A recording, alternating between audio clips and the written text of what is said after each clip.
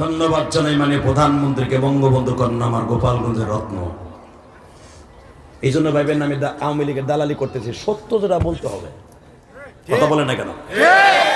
মানে প্রধানমন্ত্রী, ছোট্ট একটা দেশের প্রধানমন্ত্রী, ভারতের 24টা খণ্ড হইলে যা হবে এর চাইতে ছোট আমার বাংলাদেশ। কথা বল না কেন? এই ছোট্ট একটা দেশের প্রধানমন্ত্রী কত বড় সাহস তার বুকের পাড়ায়, সে বেজরমা ইসরায়েলের পক্ষ নেয় নাই, সে পক্ষ নিয়েছেন আমার বাইতুল মুকাদ্দাস ফিলিস্তিনের পক্ষ। সে বলেছেন আমার জীবনের বিনিময়ে আমি মুসলমান, এবং তার এখনো পর্যন্ত পাসপোর্টে লেখা আছে নট অ্যালাউ ইসরায়েল। এখনো পর্যন্ত এটা নিয়ে বহুত বক্তব্য হচ্ছে, তারপরে কিন্তু সে নট অ্যালাউ কইছে তো কইছে ইসরায়েলে কোনো ভিসা দিব না। আমার মন বলে যদি কোনো উসিলায় আমাদেরকে আল্লাহ মাফ করে, ফিলিস্তিনের পক্ষে যারা আছেন, কারণ এই ফিলিস্তিনের খবর যদি আপনি শুনেন আপনি আশ্চর্য হয়ে যাবেন। এই ফিলিস্তিনে ৩,৫০০ উপরে নবীর কবর। সুবহানাল্লাহ। যারা আসতে কইছেন বাতের রোগে ধরবে, বাতের রোগে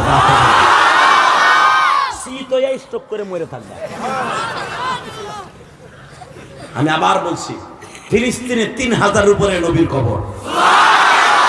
এমন এমন নবীর কবর, এক একজন নবীর নাম শুনলে আপনি আল্লাহু আকবার জগৎ কাঁপাই দিবেন। ১ নম্বরে আমার জাতির পিতা ইব্রাহিমের কবর, ২ নম্বরে ইউসুফ নবীর কবর, ৩ নম্বরে ইসহাক নবীর কবর, ৪ নম্বরে আইয়ুব নবীর কবর, ৫ নম্বরে ইউসুফ নবীর কবর। এখানে শেষ না, সুলাইমান নবীর কবর, ইউনুস নবীর কবর, ইদ্রিস নবীর কবর, নূহ নবীর কবর। এরকম উল্লেখযোগ্য শুনবেন আরো কারাদের নাম। জাকারিয়া নবীর কবর, ইয়াহইয়া আলাইহিস সালাম কলিজার টুকরা, তার মা, তার নানা, তার মায়ের খালু জাকারিয়া এবং মারিয়ামের বাবা ইমরানের কবর, মারিয়ামের কবর এই বাইতুল মুকাদ্দাসের সাথে। ২০১৩ সালে আমি মা মারিয়ামের কবরের পাশ দিয়ে ঘুরছি, তখন দেখছি এই বেজরমা ইসরায়েল একটা হোটেল বানাইছে, ওই হোটেলের মধ্যে মদ খাইয়া সারাটা রাত কুত্তা নাচায়। আজকে বাংলাদেশের কিছু দালাল আছে আহলে খবিস নামে, হামাসের শক্তি নাই কিল্লি ইসরায়েলের বিরুদ্ধে নামছে। এই বেজরমা গুলা, তোরা কি জানোস ইসরায়েলের বিরুদ্ধে কেন নামছে? ইসরায়েল প্রতিদিন বাইতুল মুকাদ্দাসের সামনে দাঁড়ায় মদ খাইয়া নাচে। এই মেম্বার সাহেবের এই যে জায়গা দিছে, তারা এত কষ্ট করে ২ কোটি টাকার উপরে খরচ করে মসজিদ বানাইছে। এখানে যদি কোনো গাঞ্জাখোর বইয়া বইয়া মসজিদের সিঁড়িতে গাঞ্জা বানায়,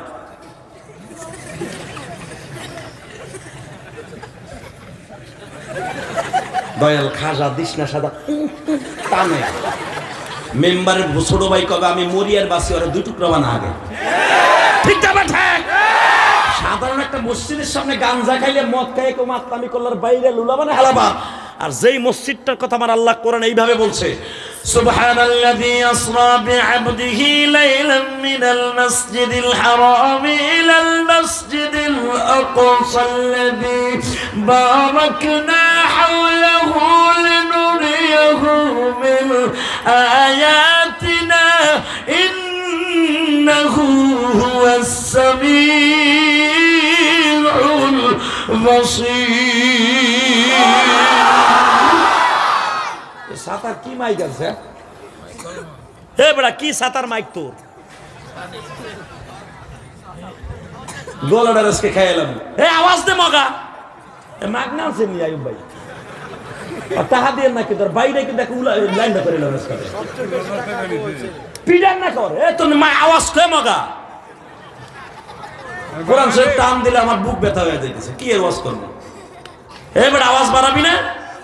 আওয়াজ বাড়া, এ বাড়া, আরো বাড়া। তুই কিন্তু বাড়াইতে কইছি তোরে, নালে কিন্তু মেম্বার সাহেবের বাহিনী পাঠামু। তুই বাড়া, এখনো হয় নাই আমার মনোভূত। বাড়া, মাস্টার বাড়া, টন বাড়া, ভ্যাস বাড়া, এইভাবে রাখ তোর হাত ছড়া। মারহাবা বলেন। তুই খালি এবার কমা, তোর রাস